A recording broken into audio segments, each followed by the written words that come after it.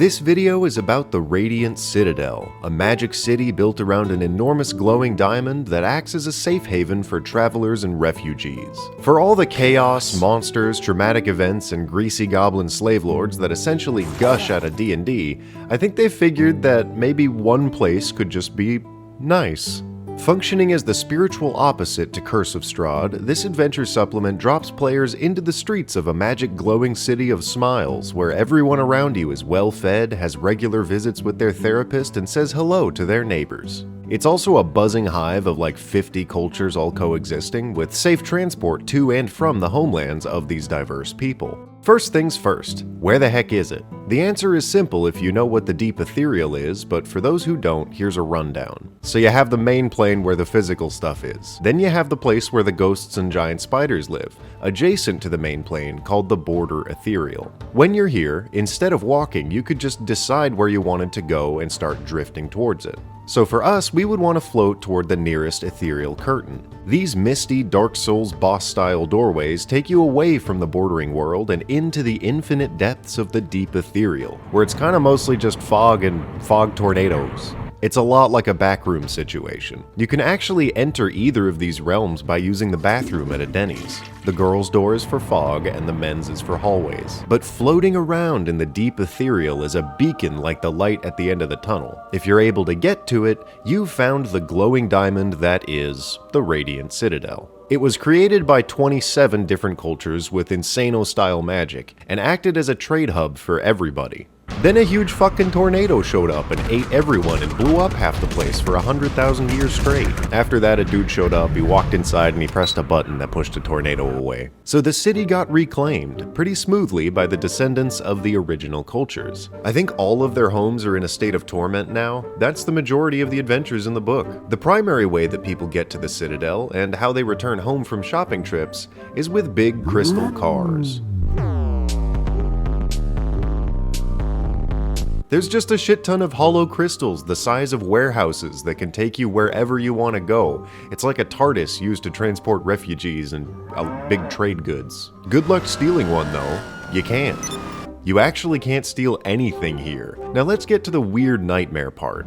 This city is deliberately designed to be as safe and fight-free as possible. So much so that it feels like We Happy Few if you stare at it too hard. Or if you watch One Piece, it feels a lot like Totoland from the Whole Cake Island arc. A perfect place that's super happy because it literally has to be. The House of Convalescence is a swarm of clerics and healers that function as an oasis for the sick, and they don't charge. Everyone is given living wages, citizens or not, and there's an overwhelming amount of diverse cultural food. There is no crime, no invading forces, and one natural disaster waiting in the hangar. What if you wanted to do a crime? Everyone in the whole city would act to stop you, and you'd get detained with a duty summons for therapy later. What if you did a real stinky crime? They have a controversial magic ritual that literally prevents you from repeating that crime. And then, if that wasn't horrific enough, they also banish you eternally. That's it. You need to leave.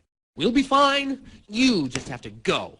How fucked up but funny is that? Say you murder a political official in an embassy here. They strap you to a table and make it so that you can never do lethal damage again. Do they just lobotomize you and then banish you?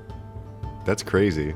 And then you're just out the window, either dropped off with livestock at a civilization or cast into the Deep Ethereal. It is kind of a cool thing to have happen to a villain or something. What if you tried to invade with an army? Their leaders, the speakers, can turn off every crystal car simultaneously. That shit halts the trade too.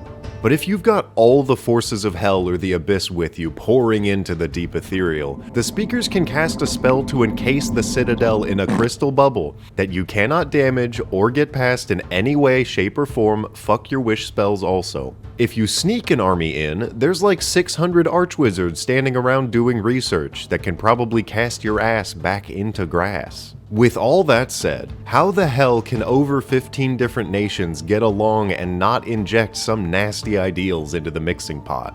I think And this is a really good theory, that if they did start messing around, the tornado would just show up again. I think maybe it's drawn to discourse, which is what happened with the last time this place was settled. And it's also why they're so scared of anything bad entering the settlement. Like if people stopped smiling and got enslaved by capitalism instead of being provided for, they'd just get deleted by a tornado. That's crazy, and would also imply a lot about how the politics are really tied together and kept from going to war with each other. The enormous marketplace called the trade discal is used to trade huge chunks of stuff at a time, like several tons worth of stone or wood at a time. It's like Costco floating in space. You could buy one cow for 15 gold anywhere, but what if you bought a whole gaggle of cows at a slightly higher price? Yeah, generally only big groups buy stuff here, and they all depend on it as if it were an Amazon delivery service. They pay out the ass for it too. That's how everybody gets to live here for free. There's a lot of reasons for travelers to come here, not just to get back on your feet, but to learn a lot of ancient lost history. And you can do that by talking to crystal animal spirits. The only native creatures I can find from the Citadel are these really cool things called incarnates. They form from small crystal shards and orbs scattered across the gardens,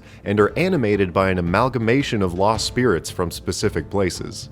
They're fickle and strange, but if you find a big one from your home, you could learn a lot from it. They have dominant personalities that vaguely know everything they've seen, but you can convince other spirits inside that body to take charge and talk to you. It's a lot like talking to past avatars in a little spirit plane, and it's a super fun creature to involve in an adventure. Remember how I said there were 27 civilizations? Yeah, only 15 came back to repair it after that big storm. One of those cultures' incarnates is dead, and the others are all missing in action. But if you want more current knowledge, you could also go to the Court of Whispers. The fourth and final reason people come here is to talk smack, get intel, and hire spies. Which only alludes further to the fact that these civilizations probably don't like each other and are constantly seeking an upper hand, but always agree not to fight. Or else they'll be subject to the scariest ritual in D&D and banished from the Crystal Orb also. And maybe sucked into a tornado. That's crazy.